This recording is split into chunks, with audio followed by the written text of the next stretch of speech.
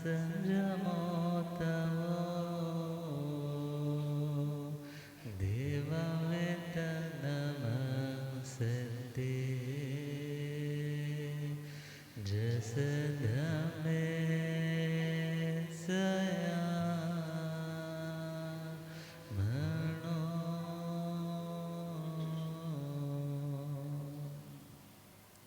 श्री महावीर प्रभु को मेरी वंदना श्री महावीर प्रभु को मेरी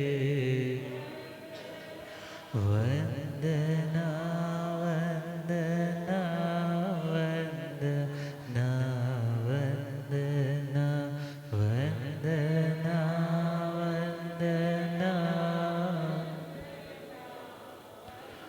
मुझको तारो प्रभु तारे जो चंदना मुझको तारो प्रभु तारे जो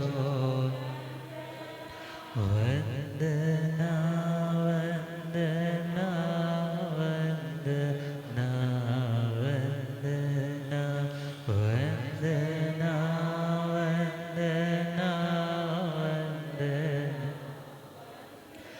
मेरी नैया पड़े बीच मझधार के मेरी नैया पड़े बीच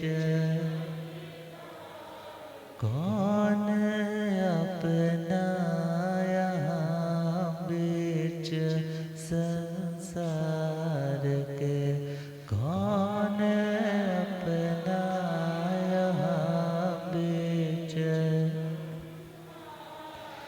तुम हो तारन तिरन आया तेरे शरण तुम हो तारन तिरन आया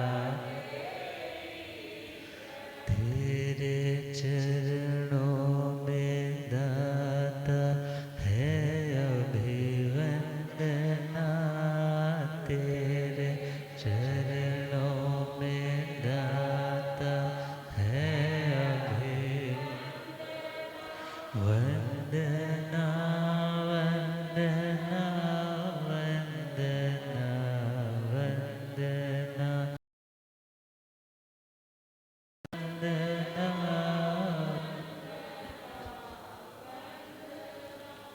अनंत आनंद शांति के निकेतन शासनपति श्रमण भगवान महावीर स्वामी के पावन चरणारविंदों में हार्दिक भावना वंदन नमन। मेरे अंधेरे जीवन को रोशनी प्रदान करने वाले परम उपकारी आगम ज्ञान के भंडार आगम ज्ञाता आगम पुरुष जिन शास्त्ररत्न हिमाचल के श्री उपाध्याय भगवंत श्रद्धेय गुरुदेव श्री जितेंद्र मुनि जी महाराज साहब के पावन चरण कमलों में हार्दिक भावना वंदन नमन। आदरणीय सेवाभावी श्री प्रशमित मुनि जी, धर्म सभा में उपस्थित धर्मानुरागियों, सुशीलवती माताओं एवं बहनों, असीम पुण्योदय से भाग्योदय से आप सबको संतों का समागम और वीतरागवाणी श्रवण करने का सुअवसर प्राप्त हो रहा है। आज हम चिंतन करेंगे स्वाध्याय के संबंध में। शास्त्रों में परमात्मा भगवान महावीर स्वामी फरमाते हैं कि दुख का कारण है अज्ञानता। दुख का कारण अज्ञानता, नॉलेज का अभाव, इग्नोरेंस का मेंटेन रहना। ऐसा अज्ञानी व्यक्ति कभी भी सुखी नहीं हो सकता। दुनिया में दुखों का अंत करने के लिए ठोकरों की पहचान होना भी ज़रूरी है और मंजिल का भान होना भी ज़रूरी है। रास्ता दिखाई दे और कदमों में जान रहे तो वह व्यक्ति अपनी मंजिल तक सदा सदा के लिए दुखों का अंत करके पहुंच जाता है। मगर यह स्वाध्याय जिसके लिए परमात्मा ने कहा सज्जाय सब दुख विमोक्षण, स्वाध्याय सभी दुखों का विप्रमोक्ष करने वाला, अर्थात विशेष रूप से हमारे दुख के बंधनों को तोड़ने वाला, छेदन करने वाला, हमारे मानसिक सब तरह के दुखों का अंत करने वाला है। कौन? स्वाध्याय। स्वाध्याय की इतनी महिमा है कि यदि मैं आज कुछ आपको सुना पा रहा हूं तो किसकी बदौलत? स्वाध्याय की बदौलत। और आप लोग भी यदि कुछ अंडरस्टैंड कर पा रहे हो तो किसकी बदौलत कि आपने भी कुछ स्वाध्याय किया, सुनी है कथाएं, कुछ पढ़ा है जिसके कारण कुछ आज समझ आता है। जिंदगी में बहुत बार व्यक्ति कुछ गलत करते करते रुक जाता है।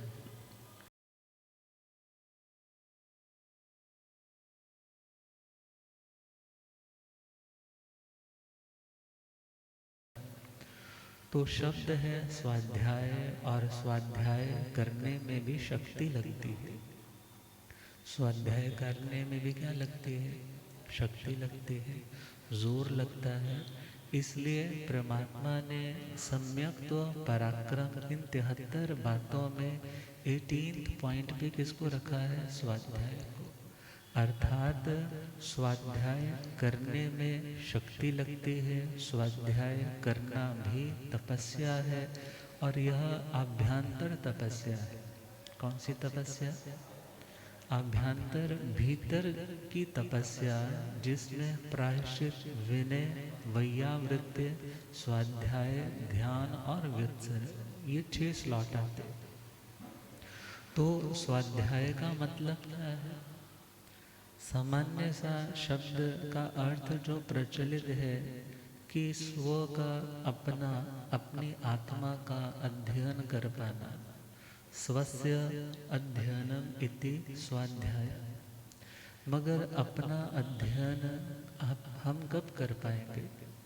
जब नॉलेज होगी। अपने घर को कब देख पाएंगे? जब प्रकाश होगा, आंखों में लाइट होगी। और यदि आंखों में लाइट तो है मगर भीतर बहुत अंधकार है तो कृत्रिम प्रकाश का साधन होगा, तभी व्यक्ति घर में जो जो पदार्थ है अव्यवस्थित है उन्हें व्यवस्थित कर पाएगा। इसी प्रकार आत्मा रूपी घर में जो कुछ भी अव्यवस्थित हो रखा है उसे व्यवस्थित करने के लिए ज्ञान का प्रकाश होना बहुत जरूरी है। और वो ज्ञान का प्रकाश आत्मा को केवल ज्ञान तक पहुंचाने वाला है। कहाँ तक पहुंचाने वाला? केवल ज्ञान तक। संपूर्ण ज्ञान को प्रकट करने में यदि कोई सहयोगी है तो उसका नाम है स्वाध्याय। तो स्वाध्याय का एक मतलब अपना सेल्फ का एनालिसिस करना, खुद की इंट्रोस्पेक्शन करना, खुद को देख पाना, उसका नाम स्वाध्याय।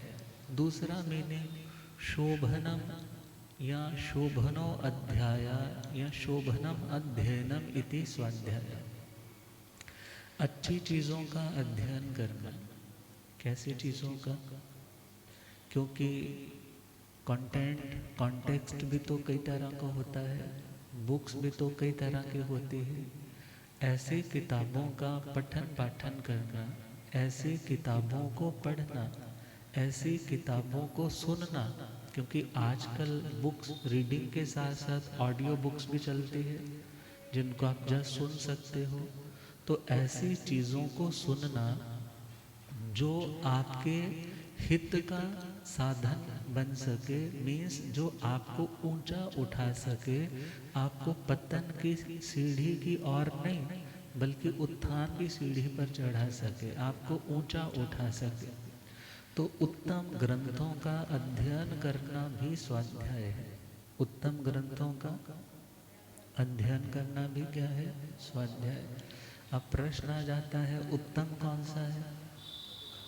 क्वेश्चन आ जाता है ना, उत्तम ग्रंथ कौन सा? क्योंकि सारे ही ग्रंथ, सारे ही धर्म संप्रदाय क्या कहते हैं? हमने जो लिखा है वो सर्वोत्तम है, हमने जो कहा है वो सबसे बढ़िया है।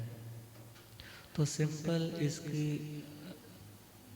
बात को समझने के लिए तीसरे अध्ययन श्रीमद् उत्तराधीन सूत्र में फरमाया है कि कौन सा ग्रंथ उत्तम है, कौन सा ग्रंथ उत्तम है। तो वहाँ आंसर दिया, जम सोचा पढ़ी वज्जंती तव खंतिम अहिंसेय। अर्थात जिसका पठन करने से, जिस ग्रंथ को सुनने से हमारे अंदर तपस्या की भावना आए। किसकी भावना? तपस्या की भावना आए, मैं क्षमा करूं, मैं किसी के प्रति वैर ना रखूं, ऐसी भावना आए। मैं दया पालूं, मैं अहिंसा की आराधना करूं, मैं सत्य का पालन करूं, मैं किसी के पदार्थ को चुराऊं नहीं, मैं अपने ब्रह्मचर्य में, अपने सदाचार में स्थिर रह सकूं, मैं दुनिया के पदार्थों के संग्रह में नहीं बल्कि आत्मा में संतोष का अनुभव करने के लिए आवश्यकताओं को भी सीमित करने वाला बन सकूं। जिसको पढ़ करके, सुन करके ऐसे भाव पैदा हो जाए, ऐसे भाव पैदा हो जाए, उसका नाम क्या रहेगा? उसका नाम रहेगा स्वाध्याय। अब आजकल ऑनलाइन पे प्रवचन भी मिल रहे हैं, और ऑनलाइन पे खोजो तो आपको और भी बहुत कुछ मिल रहा है जिससे आपके सोए हुए विकार जागृत हो जाए। अब कहीं पर तो आपको साधु संतों के सत्संग में कुछ ऐसी बातें सुनने को मिल रही हैं कि आत्मा की आवेश, आत्मा की वासनाएं शांत होती, और कहीं जगह का कंटेंट ऐसा है कि उसे सुन करके व्यक्ति का मन करता है मैं ये भोग भोगूं, मैं यहाँ पर जाऊं, मैं इस जगह का टूर लगाऊं, इसकी शादी अंबानी के बेटे की इतनी बढ़िया हुई है तो कुछ हद तक मैंने भी अपने बच्चे की शादी पे खर्चा करना है। अर्थात जहाँ पर वेस्टेज वाला भाव आता है, जहाँ पर असंयम की प्रवृत्ति हमारे भीतर जो है वो प्रमोट होती है, उसका नाम स्वाध्याय नहीं है। बल्कि जिसे सुन करके, जिसे पढ़ करके, जिसे देख करके हमारे भीतर तप का भाव आने लग जाए, हमारे अंदर खंती, मुक्ति, अज्जवे, मद्दवे इत्यादि उत्तम गुणों की वृद्धि और यहाँ उनके ख्याल आने लग जाए, और यहाँ अहिंसा आदि की साधना की भावना आने लग जाए, तो ऐसा जो अध्ययन है उसका नाम क्या है? स्वाध्याय। उसका नाम है उत्तम ग्रंथ, और उत्तम ग्रंथ का अध्ययन करना ही स्वाध्याय है। उत्तम ग्रंथ का अध्ययन करना क्या है? स्वाध्याय। और आगे चले तो स्वाध्याय शब्द को जरा हम ब्रेक करके, तोड़ करके देखें। सु अधि उपसर्ग है और आगे धातु है जहाँ से बना है शब्द अय। अर्थात यदि हम सु अधि इंग और आगे घय प्रत्यय ग्रामेटिकली चले तो सु का मतलब होता है अच्छा। सु का मतलब, जैसे शब्द है आगतम, आगतम का मतलब आपका आना, सु अच्छा है, उसे बोल दिया स्वागतम। उसे क्या बोल दिया? स्वागतम। तो अध्ययन करना कई बार बुरा भी हो सकता है, मगर जो अध्ययन करना आत्मा के लिए अच्छा हो, हितकारी हो, बेनिफिशियल हो, उस अध्ययन को क्या बोला? स्वाद अच्छा। अर्थात अच्छे ग्रंथों का अधि इंग इससे बनता है अध्ययन शब्द या अध्याय शब्द। तो अध्याय शब्द का मतलब है किसी चीज को जब हम पढ़ते हैं, उसका नाम क्या है? अध्ययन करना। और सु है आंग उपसर्ग है और अध्याय शब्द है। सु उपसर्ग है, आंग मर्यादा अर्थ में उपसर्ग है और अध्याय ये शब्द है। तो यहाँ पर हम से देखें तो आंग का मतलब है मर्यादा से। जब हम जो स्वाध्याय की काल मर्यादा है, हाँ, ये जैसे पहला चौथा पहर साधु के लिए परमात्मा ने, हाँ, डिज़ाइन करके दिया कि तुम्हें अपनी टाइम टेबल में ऐसे ही रखना है कि पहले चौथे पहर में क्या कर सको? स्वाध्याय कर सको। अब जो जो समय जिस जिस कार्य के लिए बताया गया है, उस कार्य को जब उस टाइम में किया जाता है, उस चीज़ को उस टाइम में पढ़ा जाता है, तो उसका नाम है स्वाध्याय। उसका नाम क्या है? जो काल है उस काल का अतिक्रमण ना हो पाए, अदरवाइज वो पाठ आता है बड़िक मामी चाऊ कालम सज्जायस अकरण्याय इत्यादि। जो पाठ आता है तो वो क्या मेंशन कर रहा है कि यदि मैंने चार काल जो परमात्मा ने फरमाए थे कि दिन के 2 पहर और रात्रि वाले भी 2 पहर में क्या करें? स्वाध्याय करें। यदि मैंने नहीं किया हो तो उसका क्या कहा? मिच्छामि दुक्कड़म, हे प्रभु मैं उसका क्या करता हूँ? क्षमा याचना करता हूँ। मेरी ये गलती निष्फल हो, आगे से मैं सावधान होकर अवेयर होकर के अपनी उस पढ़ाई पर ध्यान दूँ। क्योंकि कहते हैं जो शास्त्र है, शास्त्र का जो ज्ञान है वो हमें अनुशासन में रहना सिखाता है। और अनुशासन में रहना मतलब एक व्यवस्था में रहना।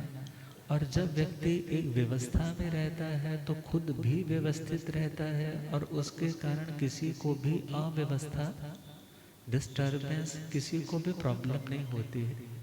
तो स्वाध्याय में हम देखें तो सुष्ठु अध्ययनमिति स्वाध्याय, अच्छी चीज़ों का अध्ययन करना भी स्वाध्याय है।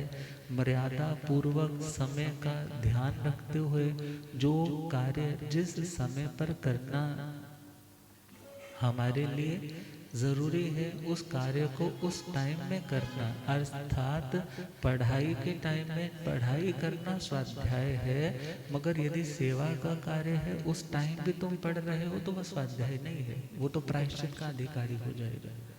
तो स्वाध्याय का मतलब हर मर्यादा का ध्यान रखते हुए उस मर्यादा के अकॉर्डिंगली अपने अध्ययन का ख्याल रखना, उसे अपना टाइम, अपनी शक्ति, अपना इंटरेस्ट, ये सब कुछ डेडिकेट करना, समर्पित करना, उसका नाम स्वाध्याय। और विचार करना है कि हमारे अंदर डाउट्स कई सारे होते हैं, मगर उन डाउट्स को कौन दूर करेगा? स्वाध्याय। नॉलेज होगी तो डाउट क्लियर होगा, नॉलेज नहीं है तो डाउट्स क्लियर नहीं होंगे। तो स्वाध्याय शब्द एक सिंगल शब्द है, मगर ये 5 चीज़ों से परिपूर्ण होता है। सपोज करो हमने एक व्यक्ति का नाम बोल दिया, ये बंदा, मगर उसके बॉडी पार्ट सारे के सारे अलग से हमने नहीं बताए, मगर उसकी परिपूर्णता शरीर की कब है? जब सारे के सारे बॉडी पार्ट्स उसके सारे के सारे बॉडी पार्ट्स अपनी जगह पर बिल्कुल पूरी तरह से लगे हो। इसी प्रकार स्वाध्याय शब्द एक शब्द है, मगर स्वाध्याय शब्द का यदि फैलाव देखें तो वो 5 भागों में बट जाता है। वाचना, पृच्छना, परिवर्तना, अनुप्रेक्षा, धर्म कथा। तो इन 5 अंगों के बारे में बाद में बात चलेगी, मगर सबसे पहले है स्वाध्याय। स्वाध्याय क्यों करना चाहिए? स्वाध्याय क्यों करना चाहिए? अध्ययन क्यों करना चाहिए? पढ़ना क्यों चाहिए? दुनिया का लौकिक अध्ययन करेंगे तो रोजगार मिल जाएगा, दुनिया का लौकिक अध्ययन करेंगे तो कमाने लायक हो जाएंगे ना, घर गृहस्थी चलाने लायक हो जाएंगे, व्यापार बढ़ाने लायक हो जाएंगे, बातचीत करने लायक हो जाएंगे, अर्थात हमारी तालीम बढ़ जाएगी तो हमारा स्टेटस भी बढ़ जाएगा। और यदि नॉलेज ही नहीं है तो जिस व्यक्ति के पास ज्ञान नहीं है उसको तो कोई भी मूर्ख बना सकता है, उसको तो कोई भी अपने पीछे लगा सकता है, क्योंकि ज्ञान के अभाव में व्यक्ति तो अंधे के समान है ना। किसके समान है? अंधे के समान है। अब अंधे के पास बेचारी अपनी आंखें नहीं है, तो वो तो जैसा कोई कहेगा वैसा उसको फॉलो करने लग जाएगा। तो कहा अनेक संशयोच्छेदी प्रोक्षार्थस्य दर्शकम सर्वस्य लोचनम शास्त्रम यस्य नास्ति अंधेवस। अर्थात अनेक संशयोच्छेदी, बहुत सारे हमारे अंदर डाउट्स होते हैं, हमारे अंदर के संशय होते हैं, मगर वो संशय कब दूर होते हैं? जब हम शास्त्र का अध्ययन करते। पहला पॉइंट दिया, स्वाध्याय क्यों करना चाहिए? बिकॉज हमारे डाउट्स क्लियर हो जाते हैं। क्या क्लियर हो जाते हैं? किसी ने पूछ लिया जी ऐसा कोई चमत्कार दिख रहा है क्या, ऐसे देवी देवता होते हैं? तो शास्त्र कहता है होते हैं। शास्त्र क्या कहता है? होते हैं। फिर क्वेश्चन आता है कि क्या फिर इन लोगों की मान्यता करनी चाहिए, इनको मानना चाहिए? तो फिर यहाँ से प्रश्न आपने जब गुरु के सामने रखा तो उन्होंने क्या बोला? ये मोक्ष का रास्ता, ये मोक्ष का रास्ता नहीं। प्रश्न आता है मोक्ष का रास्ता क्यों नहीं है? बोले अभी जो आत्माएं खुद राग द्वेष से युक्त हैं वो हमें स्टेबिलिटी नहीं दे सकते, वो हमें स्टेबिलिटी। क्वेश्चन आया, क्वेश्चन का क्लियरेंस कब हुई? जब स्वाध्याय किया। जब ज्ञान होगा तो डाउट्स क्लियर हो जाएंगे। पहला पॉइंट, अनेक संशयोच्छेदी परोक्षार्थस्य दर्शकम। जो परोक्ष है, परोक्ष का मतलब हमारी आंखों के सामने नहीं है, ऐसी जो चीज़ें जो आंखों के सामने नहीं है मगर एग्जिस्ट कर रही है, उनकी सत्ता है, ऐसी सत्तावान मगर परोक्ष चीज़ों का भी दर्शन हो जाता है। किसके माध्यम से? स्वाध्याय से। मेरू पर्वत दिख रहा है तुम्हें? मुझे तो दिख नहीं रहा। स्वर्ग दिख रहे हैं तुम्हें? बोलेंगे नहीं दिख रहे। नरक दिख रहे हैं? बोले नहीं दिख रहे। क्या सिद्धशिला दिख रही है? नहीं दिख रही। बोले जी क्या लोकाग्र दिख रहा है? बोले नहीं दिख रहा। 7 नरकें दिख रही है? बोले जी नहीं दिख रही। क्या निगोद के जीव दिख रहे हैं? बोले जी नहीं दिख रहे। साधारण वनस्पति काय दिख रही है? बोले जी शरीर बड़े वाला तो दिख जाएगा मगर सूक्ष्म जो 5 स्थावर हैं दिख रहे हैं? बोले जी नहीं दिख रहे। मगर उन्हें भी जो दिखा सकता है वो कौन है? स्वाध्याय। वो कौन है? और स्वाध्याय जिसका बड़ा उत्कृष्ट हो जाता है उन्हें फिर श्रुत केवली कहा जाता है। क्या कहा जाता है? श्रुत केवली मीन्स उनका ज्ञान, उनकी नॉलेज भी ऐसी हो जाती है कि यदि आप उनसे कोई प्रश्न का समाधान लेने जाओ तो वो शास्त्र के बिहाफ पे आपको जो आंसर देते हैं, और एक केवल ज्ञानी आत्मा जो अपने ज्ञान से उन सभी चीज़ों को देखते हुए आपको आंसर देते हैं, तो दोनों के आंसर में किसी तरह की कॉन्ट्राडिक्शन, किसी तरह का भेदभाव नहीं आता। अर्थात जो परोक्ष है, हमारी आंखों से परे की बातें हैं, मगर उनका भी दर्शन हो सकता है। किसके माध्यम से? किसके माध्यम से?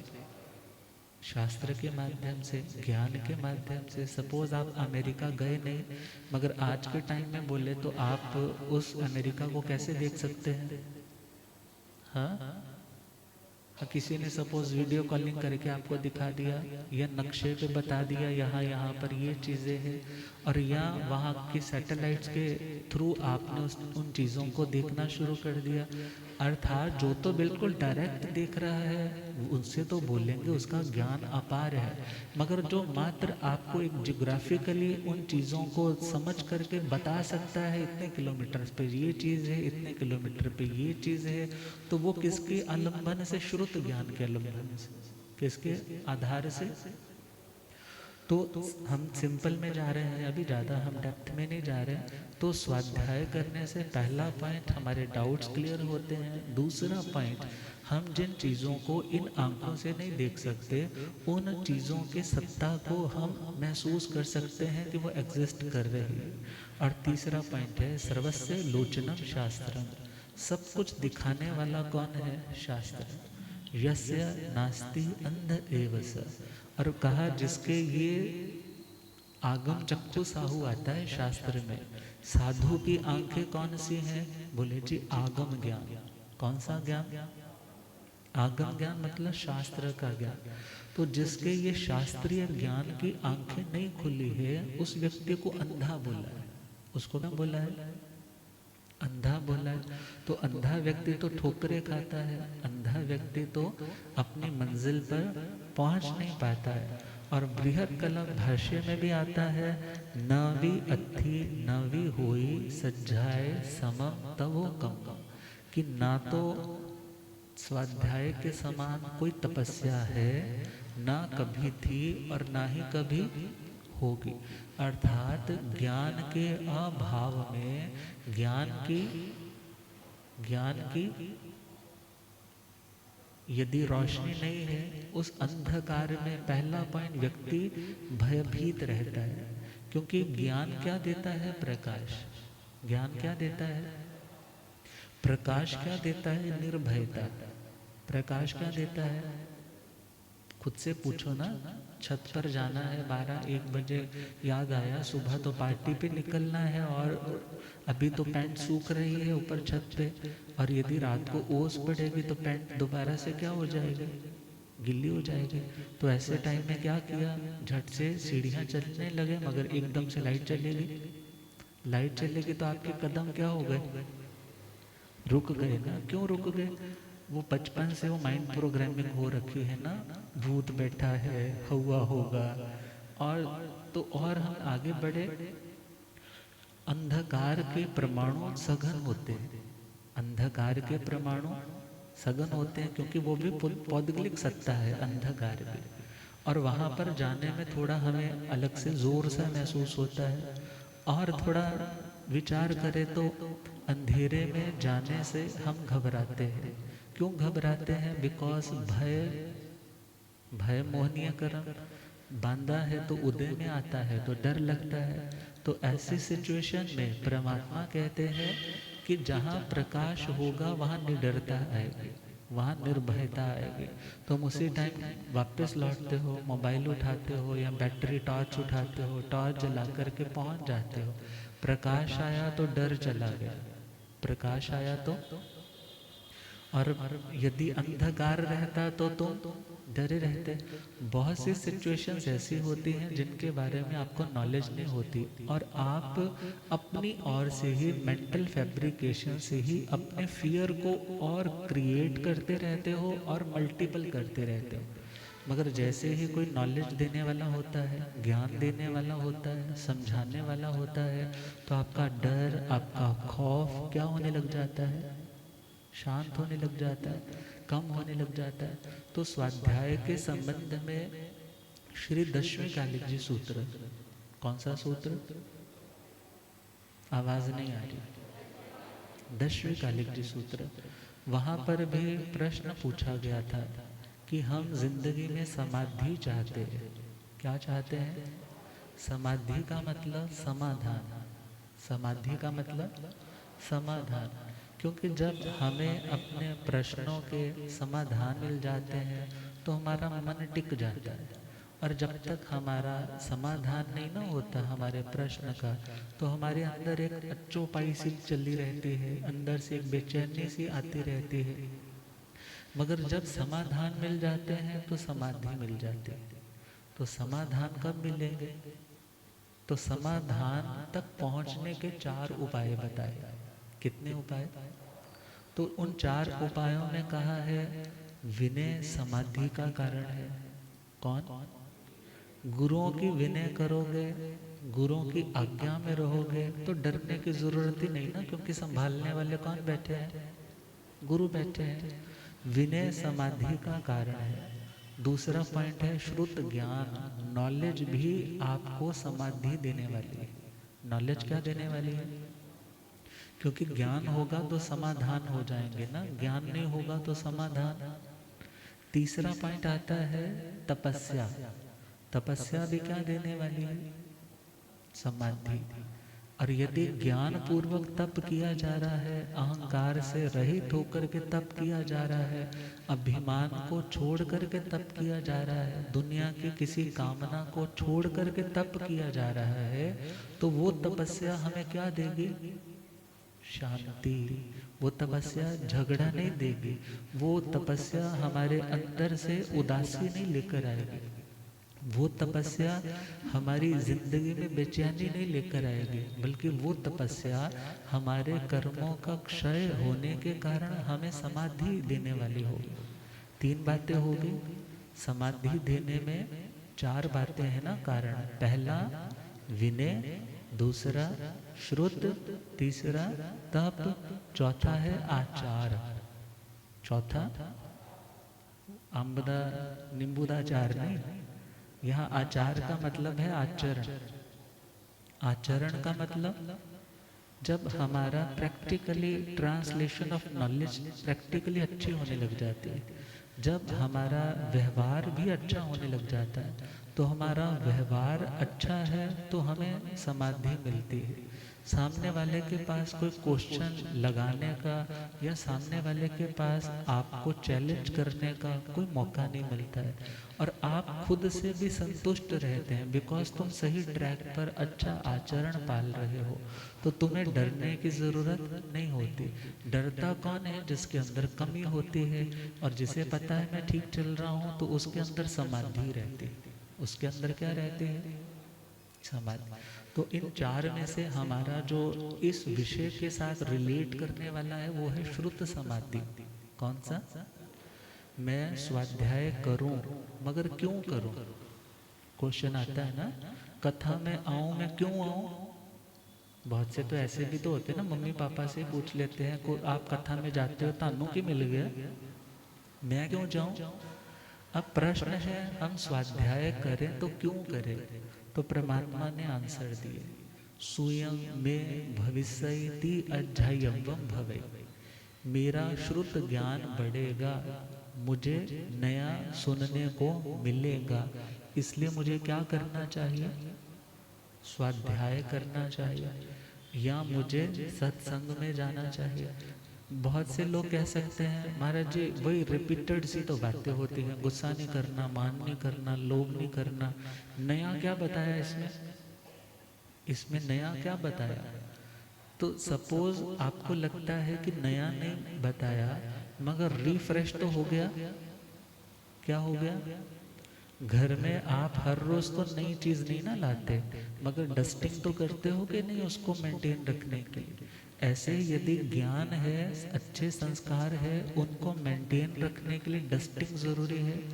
तो पहला पॉइंट है, जब हम स्वाध्याय करते हैं या तो नया ज्ञान आता है, या जो ज्ञान ऑलरेडी है वो क्या होता है, उस पर धूल नहीं पड़ती, उसके ऊपर धूल स्वयं में भविष्यति अध्यायवम भवे, कि मुझे श्रुत ज्ञान होगा, ऐसा सोच करके व्यक्ति को स्वाध्याय करना चाहिए।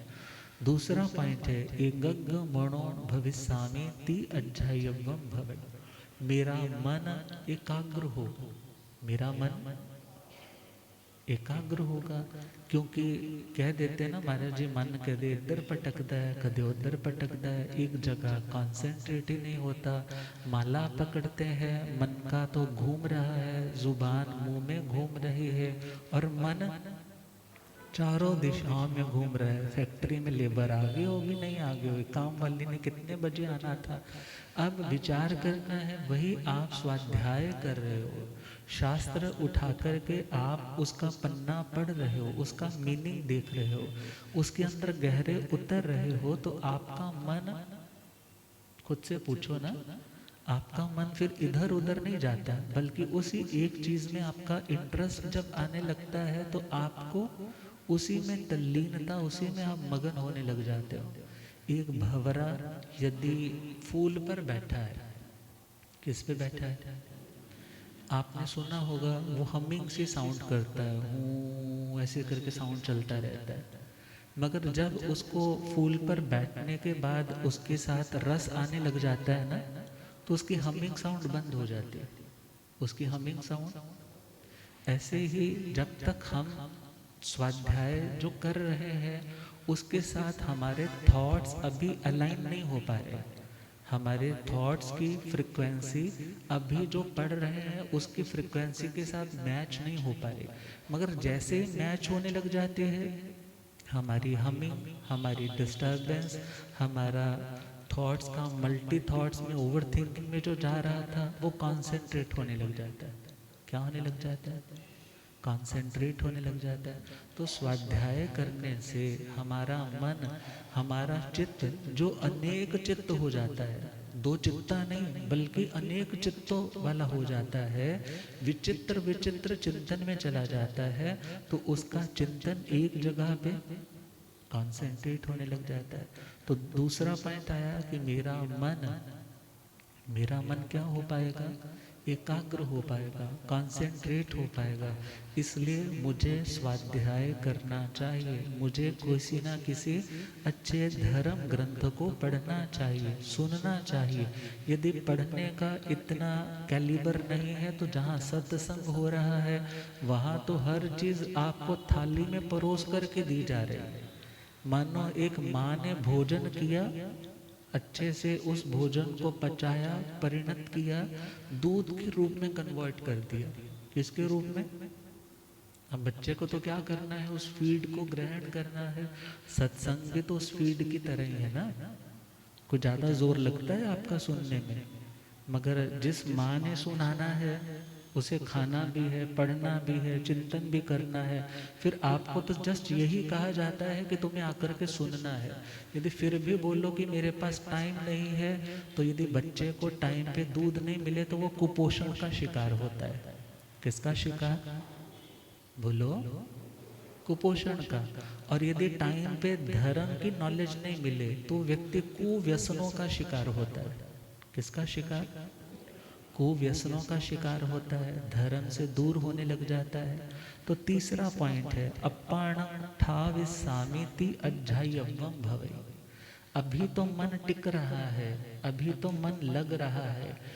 कह देते हैं महाराज जी जब तो कॉल बनने ना तब पता नहीं मन पहले तो बड़ा इधर उधर भटक रहा होता है, जब बैठते हैं आकर के तो मन क्या हो जाता है? शांत हो जाता है। मगर स्वाध्याय फ्यूचर प्लानिंग भी दे रहा है। फ्यूचर में भी जब हमारा कभी पूर्व के संस्कार, पूर्व का कोई ऐसा कंटेंट रीड किया है, कोई ऐसी घटना घट चुकी है, कोई ऐसा ट्रॉमा हो चुका है, और वो संस्कार जब सबकॉन्शियस से जाग करके कॉन्शियस लेवल पर उदय में आते हैं तो कभी कभी अच्छे अच्छे लोगों को भी डिस्टर्ब कर देते हैं। अच्छे अच्छे लोगों को भी स्ट्रेस में आ जाते हैं, चिंता में आ जाते हैं, अवसाद में आ जाते हैं, आरत ध्यान में आ जाते हैं। मगर कहा मैं इसलिए स्वाध्याय करना चाहता हूँ, करूँगा कि आज तो मेरा मन टिका हुआ है, भविष्य में भी मेरा मन कभी डावाडोल हो जाए तो उसको टिकाने वाला कौन होगा? अच्छी चीज़ों का अध्ययन। क्योंकि अच्छी चीज़ों के अध्ययन से माइंड की प्रोग्रामिंग होगी, इंस्टॉलिंग अच्छी होगी। अच्छा आपने इंस्टॉल किया है तो वो इकट्ठा किया हुआ, अच्छा सुना हुआ कभी ना कभी काम आ जाएगा। और यदि अच्छा कभी खुद ही नहीं सुना, मन उदास है, परिवार सपोर्ट नहीं कर रहा, फैक्ट्री चल नहीं रही, चारों ओर से मुसीबतों से घिरे हुए हैं, और किसी ने कहा वहाँ पर चला जा, किसी ने कहा वहाँ पर चला जा, मगर यदि उस व्यक्ति ने अच्छे से स्वाध्याय, अच्छे से सत्संग सुन रखे हैं तो सुना हुआ आज काम आ सकता है। सुना हुआ आज उस व्यक्ति को गलत डायरेक्शन में जाने से रोकेगा। उस व्यक्ति के अंदर जो ऊहा पोह चल रहा है, अंदर से जो डामाडोल स्थिति चल रही है, वो क्या सोचेगा? बाहर की परिस्थिति कर्म के अधीन है। किसके अधीन है? कुछ कर्म है जो पूर्व के हैं और कुछ कर्म है जो आज वर्तमान की मेरी चॉइसेस हैं, जो मैंने आज के टाइम में कुछ गलत किया है या अच्छा किया। बाहर की परिस्थिति कर्म पर आश्रित है। यदि मैं कर्म पर आश्रित खुद को रखूंगा कि जैसा चल रहा है बस ठीक है, नया पुरुषार्थ नहीं करूंगा, तो मैं कैसे बाहर निकलूंगा? यदि मैं गलत तरीके से उससे निकलने की कोशिश करूंगा तो भी मेरी उलझन परेशानी बढ़ती चली जाएगी। और मुझे यह चिंतन करना है, बड़े बड़े तूफान आते हैं, बड़ी बड़ी आंधियां आती हैं, मगर आकर के चली जाती। क्या चंदन बालाजी के पास दुख नहीं आए थे? राजकुमारी थी, हाँ, बाजारों में उसे बेच दिया गया था। जैसे सब्जी मंडी में सब्जियों को बेचा जाता है, पशुओं की मंडी में पशुओं को बेचा जाता है, ऐसे बेच दिया गया था। मगर इतना कुछ होने के बावजूद जिस घर में आश्रय मिला वहां पर भी वो उसे क्या समझ रही है कि ये तो मेरी सौंकण बनकर आई है, और उसके बाल काट दिए, भौरे में नीचे बंद करवा दिया। मगर फिर भी वो घबराई। परमात्मा आए हैं दरवाजे पे, पिता ने उसे बाहर का रास्ता दिखा दिया है, बाहर ले आए हैं, बेड़ियां कटवाने के लिए लोहार को बुलाने गए हैं, और आज आंखों में क्या आ गए? क्यों आंसू आए? दुख से नहीं आए हैं, अपनी सिचुएशन से नहीं आए हैं, बल्कि क्या भावना आई कि परमात्मा दरवाजे पर आए हैं और मेरे पास देने के लिए क्या है। कहाँ मैं घर में थी, राजमहलों में थी, संत आते थे तो बढ़िया से बढ़िया पदार्थ बहराया जाता था, मगर आज देने के लिए क्या है? जो पशुओं के खाने के लिए, मगर मैं भी वही खाने लगी हूँ। मगर परमात्मा से पूछा कि भगवान कप्पाई, हे भगवान क्या आपको ये कल्पता है, आपको योग्य है? परमात्मा ने कहा कप्पाई, और हाथों में परमात्मा के बहरा दिए, और देव दुंदुबियां बजती हैं, और 5 दिव्य प्रकट होते हैं, हथकड़ियां बेड़ियां टूट जाती है। अब जब ये घटनाएं आप सुनते हो तो अपनी जिंदगी में देखो ना कि आपकी जिंदगी की प्रॉब्लम कितनी बड़ी है। यदि वो प्रॉब्लम जा सकती है तो आपकी प्रॉब्लम भी सदा रहने वाली, सदा रहने वाली। स्वाध्याय, अच्छी अच्छी चीजें सुनी होगी, अच्छे अच्छे एग्जाम्पल्स, दृष्टांत सुने होंगे, पता नहीं वो चीजें सुनी हुई कहाँ काम आ जाएंगे। अर्थात भविष्य में भी मेरा मन कभी डिस्टर्ब होने लगे तो उस डिस्टर्ब माइंड को स्टेबल करने में कौन काम करेगा? मेरा सीखा हुआ ज्ञान। यह सोच करके मुझे स्वाध्याय करना चाहिए। जैसे कहते हैं ना, सीजन में तो सब कमाते हैं, मगर यदि बिना सीजन के भी काम चल रहा है तो व्यक्ति क्या बोलता है? कमा लो भाई, पता नहीं कब पैसा काम आ जाए। हमेशा सीजन थोड़े ही लगते हैं, कभी कोई ऐसी प्रॉब्लम आ गई तो मैं पैसा कहाँ से लाऊंगा। ऐसे ही स्वाध्याय भी इसलिए करना चाहिए कि कभी मेरा मन उचाट हो गया तो उस मेरे बिगड़े हुए मन को सुधारेगा कौन? यदि आज टाइम है, आज अच्छा टाइम इन्वेस्ट कर रहे हैं, सत्संगति में पढ़ रहे हैं, लर्न कर रहे हैं, वो चीज़ें पता नहीं कब भविष्य में आपके काम आ जाएगी। और चौथा पॉइंट आता है, ठियो परम ठाव इस सामिति अध्यायवम भवे। इसलिए पढ़ना चाहिए, इसलिए स्वाध्याय करना चाहिए, इसलिए सत्संग में आना चाहिए कि बहुत बार हम तो खुद को स्थिर कर लेते हैं मगर दूसरों को स्थिर नहीं कर पाते। मगर स्वाध्याय से वो एबिलिटी भी हमारी शार्प होती है कि हम किसी दूसरे व्यक्ति को भी क्या कर सकते हैं? स्टेबल कर सकते। पैसा कमाया है, बेटों को डिवीज़न कर चुके हैं, मगर एक बेटे का लक अच्छा है, मेहनती है, उसका तो काम बढ़ रहा है, मगर दूसरा बेटा है जिसका कुछ फॉर्चून अनफॉर्चुनेट है बेचारा, पूरा में ऐसे कर्म करके आया है और आज अच्छे से टाइम भी नहीं दे पा रहा है, घाटा पड़ रहा है। घाटा पड़ रहा है तो बाप अपने बेटे को स्टेबल करना चाहे तो कौन सा बाप कर पाएगा? जिसके पल्ले कुछ होगा, जिस बाप के पल्ले कुछ होगा वही तो कर पाएगा ना। जिसके आप ही पल्ले कुछ नहीं है वो क्या देगा अपने बच्चे को? इसी प्रकार अपने पास यदि ज्ञान है तो कोई दूसरा व्यक्ति आया है, जिज्ञासु है, पिपासु है, अपना यदि ज्ञान का घड़ा भरा हुआ है तभी तो उसको दे पाओगे ना, अदरवाइज कैसे दे पाओगे? अर्थात सामने वाला अनस्टेबल हो रहा है, धर्म श्रद्धा से उखड़ रहा है, गलत ट्रैक पर जा रहा है, मगर उस व्यक्ति को उस अनस्टेबिलिटी के जोन से निकाल करके स्टेबिलिटी के जोन में पहुंचा सकते हैं। कौन पहुंचा सकते हैं? जिसके पास ज्ञान होगा, जिसके पास। तो स्वाध्याय इसलिए भी करना चाहिए कि मेरा ज्ञान दूसरों के भी काम आ सके। हो रब मेरा साथ गुरु बन के,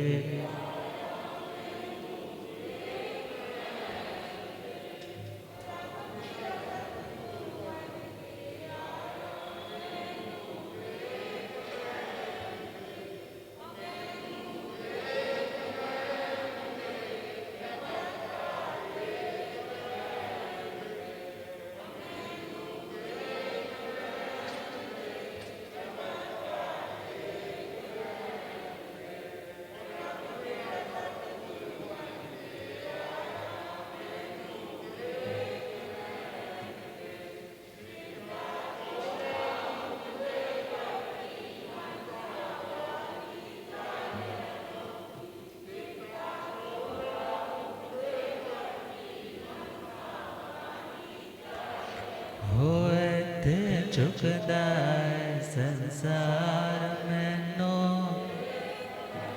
होते चुकदार संसार में नो हो रब मेरा सतगुरु बन के आया मैनो भूलिया गम ज्ञाता आगम पुरुष जन शास्त्र तद हिमाचल केसरी उपाध्याय भगवंत श्रद्धे गुरुदेव श्री जितेंद्र मुनि जी। तो जो आजकल माइंड से लोग डिस्टर्ब हो जाते हैं तो उनको काउंसलिंग देने वाले जो काउंसलर होते हैं, साइकेट्रिस्ट होते हैं, यदि वो खुद स्टेबल है तभी तो उसको स्टेबल कर सकेंगे ना। और यदि अपने पास ज्ञान है तो आप अपने ज्ञान के बल से दूसरे भटके हुए चंचल मन वाले व्यक्ति को भी अपने ज्ञान के प्रदान से उसको स्टेबल कर सकते हैं। तो कहा ज्ञान पाना तो स्वाध्याय कर लीजिए, ज्ञान पाना तो स्वाध्याय, जगमगाना तो स्वाध्याय कर लीजिए, जगमगाना तो स्वाध्याय, भटकता मन कारण इधर से उधर, भटकता मन कारण इधर से, चाहते सच्चे प्रभु से ये जाए सुधर, चाहते सच्चे प्रभु से ये जाए, मुड़ के आना तो स्वाध्याय कर लीजिए, मुड़ के आना तो, ज्ञान पाना तो स्वाध्याय कर लीजिए, ज्ञान पाना तो, जाना इंग्लैंड अमेरिका इंग्लिश पढ़ो, जाना इंग्लैंड अमेरिका इंग्लिश, जाना हो चांद पर फिर तो उपग्रह चढ़ो, जाना हो चांद पर फिर तो उपग्रह, मोक्ष जाना तो स्वाध्याय कर लीजिए, मोक्ष जाना तो स्वाध्याय, ज्ञान पाना तो स्वाध्याय कर लीजिए, ज्ञान पाना तो, लोक विद्याओं से चलता व्यवसाय है, लोक विद्याओं से चलता व्यवसाय, आत्मदर्शन का मार्ग तो स्वाध्याय है, आत्मदर्शन का मार्ग तो, ज्ञान पाना तो स्वाध्याय कर लीजिए, ज्ञान पाना तो स्वाध्याय, जगमगाना तो स्वाध्याय कर लीजिए, जगमगाना तो स्वाध्याय। तो गुरुदेव कृपा करें, हमारा स्वाध्याय और करवाएंगे गुरुदेव, तो इन्हीं भावनाओं के साथ इस टॉपिक पे कल चर्चा करेंगे। ओम शांति।